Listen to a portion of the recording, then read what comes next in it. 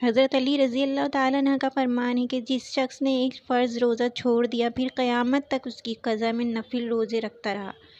تو ایک روزے کا یہ سارے روزے بدلہ نہیں ہو سکتے۔ ایک نماز چھوڑ دی تو پھر اس کی قضا میں قیامت تک نفل پڑھتا رہا تو فرض نماز کے ایک رکعت کی ایک سجدے کے برابر بھی نہیں ہے۔ فرض میں اتنی طاقت ہے تو اللہ کی رحمت کیسے متوجہ ہوتی ہے کہ رمضان کے مہینے میں اللہ تعالیٰ فرماتا ہے میرے محبوب کی امت ہے، ایک فرض کو 70 کے برابر کر دو، پھر فرماتا ہے کہ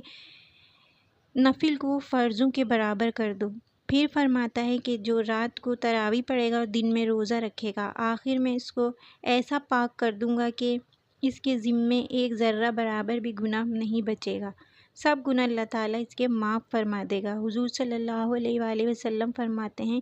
کہ دن میں جس نے روزہ رکھا اور جس نے تراویح پڑھی اللہ کی رضا کے لیے تو اللہ اس کے لیے پچھلی زندگی کے سب گناہ معاف فرما دے گا۔